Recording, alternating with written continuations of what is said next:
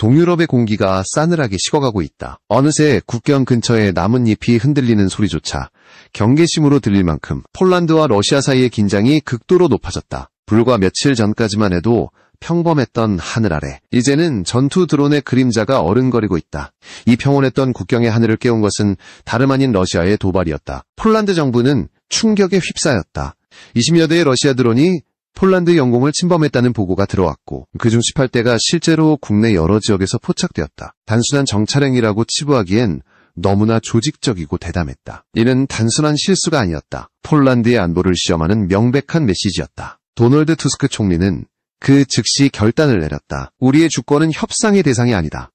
그는 이렇게 말하며 국경을 일시적으로 폐쇄하고 동부전선에 병력을 증강 배치할 것을 명령했다. 벨라루스와 러시아가 9월 16일까지 진행할 자파드 2025 연합군사훈련을 앞두고 내려진 초강수였다. 폴란드는 이 훈련이 단순한 군사행사가 아니라 침공의 리허설일 수 있다고 의심하고 있었다. 폴란드의 대응은 신속하고 단호했다. 동부 국경선에 4만 명의 병력이 배치되었다는 발표가 나왔을 때 이는 전 세계 언론의 헤드라인을 장식했다. 국경 마을들은 순식간에 군사기지로 변했고 도로에는 탱크와 장갑차의 바퀴 자국이 깊게 패였다. 마치 냉전의 망령이 되살아난 듯한 광경이었다. 세계는 숨을 죽였다. 유럽의 중심부에서 다시금 군화 소리가 울려 퍼지기 시작했기 때문이다. 러시아의 드론이 당긴 방아쇠는 단순한 도발이 아니라 동유럽 전체의 안보 질서를 뒤흔드는 시발점이 되고 있었다. 폴란드의 결단은 단순한 대응이 아니라 국가의 존엄과 생존을 건 싸움의 서막이었다. 폴란드는 단 한순간의 주저함도 보이지 않았다. 드론 침입 사건이 발생한 지 하루도 지나지 않아 정부는 비상안보회의를 소집했다. 회의실 안은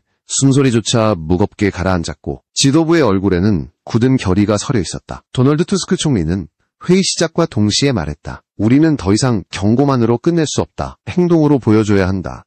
그 한마디는 곧바로 실천으로 이어졌다. 폴란드는 러시아와 벨라루스 국경을 일시적으로 봉쇄한다고 발표했다. 이는 단순한 상징적 조치가 아니었다. 동유럽의 가장 긴장된 국경선이 완전히 닫힌다는 것은 전례 없는 일이었다. 국경 검문소에는 철제 장벽이 세워지고 이동 차량은 전면 통제되었다. 그 어느 때보다 폴란드군의 눈빛은 매서웠다. 경계선 너머에서 조금이라도 이상한 움직임이 포착되면 즉시 대응할 태세였다. 이 결정은 단지 폴란드만의 판단이 아니었다. 나토 본부 브뤼셀에서도 즉각적인 논의가 이루어졌다. 동맹국들은 일제히 폴란드의 움직임을 주시했고 몇몇은 이미 지원부대를 보낼 준비를 시작했다. 그러나 폴란드는 스스로의 힘으로 먼저 버티겠다는 의지를 보였다. 우리가 서 있다면 나토의 동쪽도 서 있는 것이다. 이는 폴란드 군인들 사이에서 퍼진 말이었다. 자부심이자 각오였다. 4만 명의 병력이 이동했다. 탱크, 장갑차, 자주포, 이동식 방공 시스템이 끝없이 국경을 향해 나아갔다. 동부전선의 하늘에는 정찰용 무인기가 띄워졌고 야전통신망이 구축되었다. 폴란드군의 움직임은 단순한 전시훈련이 아니었다. 실제 전투를 염두에 둔 완전한 배치였다. 동부 국경의 마을 주민들은 불안 속에서도 폴란드 국기를 창문에 걸었다. 우리의 군이 있다면 이 땅은 안전하다. 사람들은 그렇게 믿고 싶어 했다. 체자리 톰치크 국방부 차관은 현장을 직접 방문해 군 장병들을 독려했다. 그는 폴사트 뉴스와의 인터뷰에서 단호하게 말했다. 폴란드군은 이미아이언 디펜더 25 훈련을 통해 모든 시나리오에 대비해왔다. 나토와의 협력은 굳건하며 우리는 단 한 치의 영토도 내주지 않을 것이다.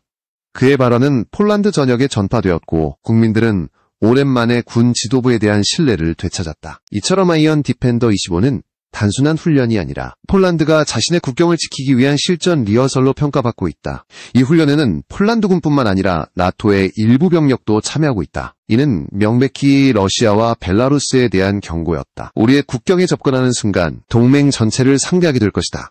이 메시지는 냉정하고 분명했다. 폴란드 내에서는 이러한 결단에 대한 찬반 논란도 있었다. 일부 정치인들은 너무 과도한 대응이 오히려 충돌을 부를 수 있다고 우려했다. 그러나 대다수의 국민은 정부의 선택을 지지했다. 여론조사 결과 국민의 78% 가국경 폐쇄와 병력 증강은 정당한 조치라고 응답했다. 이는 폴란드가 두려움보다는 결의를 택했음을 보여주는 대목이었다. 밤이 깊어가던 그날 국경지역의 야전본부에서는 장병들이 마지막 점검을 마쳤다. 무전기에서는 짧은 명령이 오갔다. 모든 전력 준비 완료. 어둠 속에서 전조등 하나가 켜지자 차가운 강철의 행렬이 천천히 움직이기 시작했다. 그들의 발걸음은 무겁지만 그 안에는 굳건한 확신이 담겨 있었다. 이 땅을 지키겠다는 의지, 그것이 폴란드를 움직이고 있었다. 세계는 이제 폴란드의 선택을 주시하고 있다. 그들의 결단은 단지 하나의 국경 방어가 아니라 러시아의 압박에 맞서 자유와 주권을 수호하는 첫 번째 방패이기 때문이다. 폴란드는 경고를 보냈다. 우리는 더 이상 침묵하지 않는다.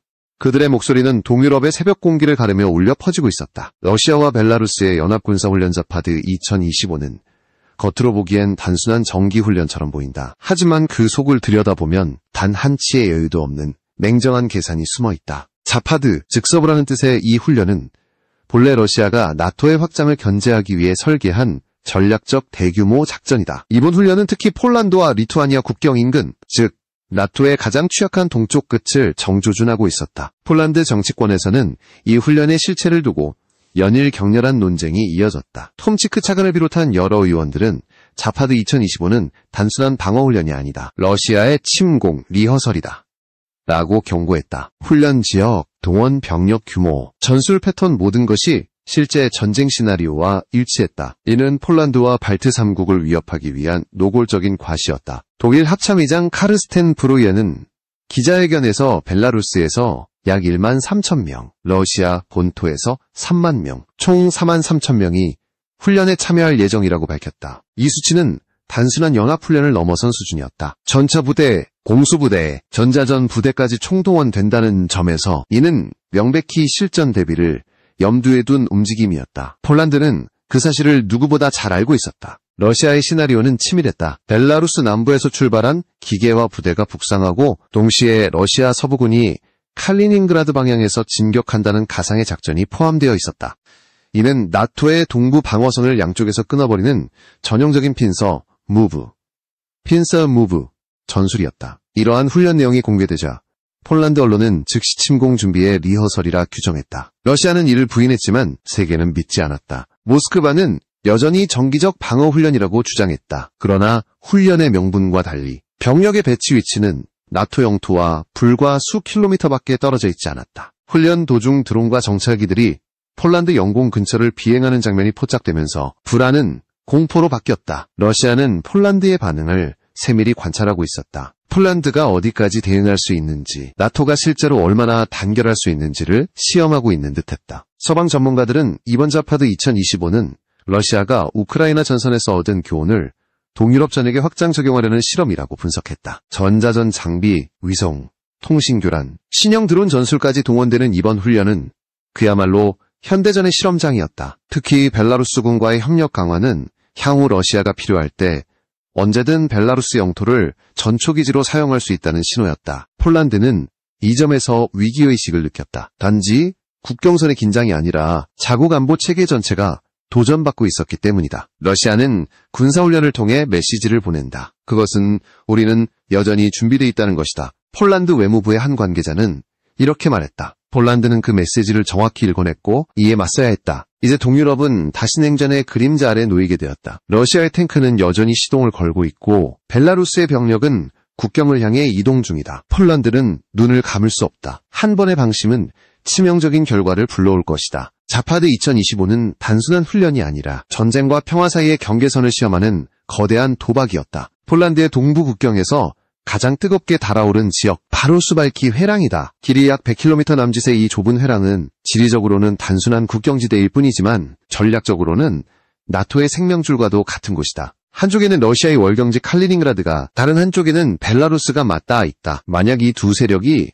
손을 잡고 회랑을 장악한다면 발트 3국, 리투아니아, 라트비아, 에스토니아는 나토의 지원선에서 완전히 고립된다. 이 지역은 그야말로 동유럽의 목줄이라 불린다. 폴란드군 지도부는 자파드 2025년의 시뮬레이션 중 러시아군이 이 회랑을 점령하는 시나리오를 포함시켰다는 첩보를 입수했다. 그것은 단순한 가정이 아니라 현실이 될 수도 있는 위협이었다. 수발키 회랑이 무너지면 나토의 동부방어선은 한순간에 붕괴된다. 발트 3국은 고립되고 유럽의 안보 지형은 근본적으로 뒤바뀌게 된다. 폴란드 정부는 이를 최악의 경우로 상정하고 있다. 이미 국경 인근의 도로는 군용 차량만 통행 가능하도록 제한되었고 방공망은 24시간 가동 중이다. 정찰 드론이 하늘을 가로지르며 실시간으로 벨라루스 쪽 움직임을 감시하고 있다. 폴란드군은 한 발의 총성도 허락하지 않겠다는 각오로 이 지역을 지키고 있었다. 장병들의 눈빛은 결연했고 야간 감시 장비의 붉은 불빛이 수발키의 숲을 가로질렀다. 러시아의 전략가들은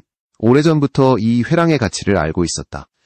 2016년 러시아 군사학회는 공식 보고서에서 수발키 회랑은 나토의 치명적인 약점이라고 지적했다. 그 말은 지금 현실이 되고 있다. 러시아가 만약 이 좁은 회랑을 점령하면 나토는 발트 3국에 병력과 보급품을 보내기 위해 바다나 하늘로 우회해야 한다. 그러나 그것조차 러시아의 방공망에 걸리면 사실상 불가능하다. 이것이 바로 폴란드 가수발키 회랑을 목숨 걸고 지키려는 이유다. 회랑 지역의 주민들은 공포와 긴장 속에서 하루하루를 보낸다. 밤이면 멀리서 들려오는 전차의 엔진 소리가 불안을 자극했다. 어떤 마을에서는 이미 대피 훈련이 실시되었고 학교들은 임시 휴교에 들어갔다. 그럼에도 사람들은 국기를 개양하며 말한다. 여기가 폴란드다. 결코 물러서지 않는다. 그들의 목소리는 작지만 단단했다. 수발키는 지금 단순한 지명이 아니라 폴란드인의 자존심이자 방패였다. 나토는 이 지역의 위험성을 잘 알고 있다. 미군과 영국군 정찰기들이 회랑 상공을 순찰하며 데이터 수집에 나섰고 리투아니아군과의 공동 대응 체계도 가동되었다. 그러나 현실적으로 이 지역을 완벽히 방어하기는 쉽지 않다. 좁고 복잡한 지형, 러시아의 전자전 능력, 그리고 벨라루스의 병력 배치, all of these combined to make Suwalki the most vulnerable point in Europe. 한 나토 고위 장교는 이렇게 말했다. 만약 수발키가 무너지면 유럽 전체가 흔들릴 것이다. 지금 이 순간에도 수발키 회랑은 긴장과 두려움 속에 잠들지 못하고 있다. 폴란드군의 경계선에는 불빛이 꺼지지 않는다. 이곳에서의 첫 번째 충돌이 어쩌면 제2의 우크라이나 전쟁의 시작이 될지도 모른다. 폴란드는 알고 있다. 이 좁은 회랑을 지키는 것이 곧 유럽 전체를 지키는 일이라는 것을. 그래서 그들은 오늘도 침묵 속에 무기를 쥔 채 새벽의 냉기를 맞으며 서 있다. 폴란드가 전면 대응 태세로 전환하자 나토 내부의 공기는 묘하게 흔들렸다. 같은 동맹 안에서도 시각차가 드러났기 때문이다. 특히 독일은 신중한 태도를 고수했다. 브로이어 독일 합참의장은 자파드 2025 훈련이 나토 영토 공격을 준비하는 명확한 징후는 없다. 고 언급하며 긴장을 완화하려 했다. 그러나 그가 이어서 덧붙인 한 문장은 폴란드와 동유럽 국가들에게 오히려 불안을 안겼다. 그렇다고 해서 경계를 늦출 수는 없다.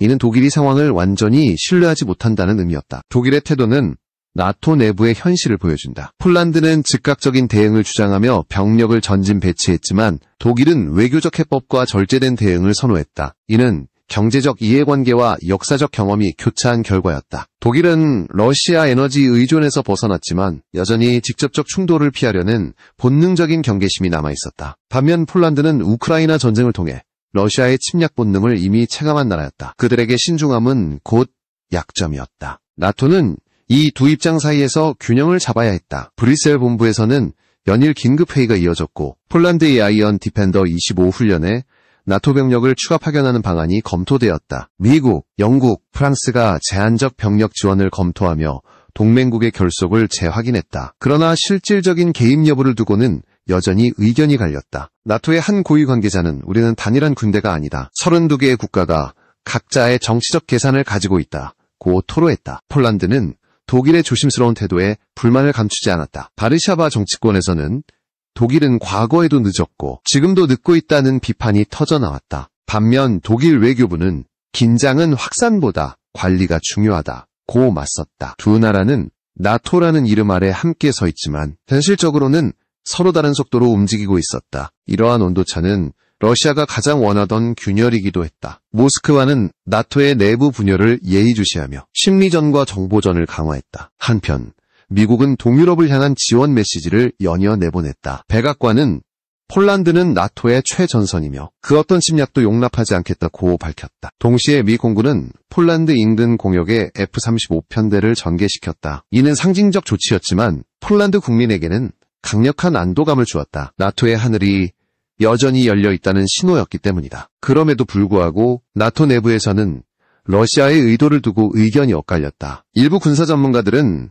러시아는 실제 침공 의도가 아니라 폴란드와 나토를 심리적으로 압박하기 위한 시나리오를 구사하고 있다고 분석했다. 반면 또 다른 진영은 러시아의 모든 군사훈련은 언제든 실전으로 전환될 수 있다고 경고했다. 어느 쪽이든 긴장 완화의 조짐은 없었다. 결국 나토는 경계 강화와 대화 병행이라는 절충안을 택했다. 병력은 배치하되 외교 창구는 열어두는 것이다. 브로이어 합참의장은 마지막으로 이렇게 말했다. 우리는 싸움을 원하는 것이 아니다. 하지만 싸움을 피하기 위해 준비한다. 그 말은 냉정하면서도 현실적이었다. 동맹은 여전히 단단했지만 그 단단함 아래에는 두려움과 불신이 공존하고 있었다. 폴란드는 알고 있다. 자신들이 단지 나토의 일원일 뿐 아니라 동유럽 전체의 방패라는 사실을. 그래서 그들은 망설이지 않는다. 독일이 신중하게 발을 디딜 때 폴란드는 이미 국경 위에서 총을 쥐고 있다. 이 차이는 단순한 전략의 차이가 아니라 생존의 문제였다. 그리고 바로 그 차이에서 유럽의 미래가 갈리고 있었다. 자파드 2025훈련의 마지막 날, 동유럽의 하늘은 이상할 만큼 고요했다. 그러나 그 고요함 속에는 짙은 불안이 숨어 있었다. 9월 16일, 러시아와 벨라루스의 연합군은 훈련 종료를 선언했지만 아무도 그것이 진짜 끝이라고 믿지 않았다. 폴란드의 국경은 여전히 긴장으로 얼어붙어 있었고 병사들의 손에는 총기가 단단히 쥐어져 있었다. 그들은 명령을 기다렸다. 전쟁이 시작될지 아니면 단지 또 다른 불안한 하루가 지나갈지를. 폴란드 언론은 연일 새로운 냉전의 서막이라는 헤드라인을 내걸었다. 단순한 군사적 대치가 아니라 가치와 체제의 충돌이 다시 시작되었다는 의미였다. 러시아는 이번 훈련을 통해 서방 세계에 분명한 메시지를 보냈다. 우리는 여전히 두려워하지 않는다. 나토가 아무리 확장해도 우리는 우리의 방식으로 대응할 것이다. 이 발언은 모스크바의 의도 그 자체였다. 협상보다는 대립, 대화보다는 압박이 러시아의 선택이었다. 폴란드는 이 메시지를 누구보다 뼈저리게 느꼈다. 그들의 대응은 이제 단순한 국경 방어를 넘어섰다. 동유럽의 안보축이 폴란드를 중심으로 재편되고 있었다. 나토의 동쪽 끝, 이 작고 강한 나라가 대륙의 긴장을 짊어지고 있었다. 우리는 유럽의 방패다.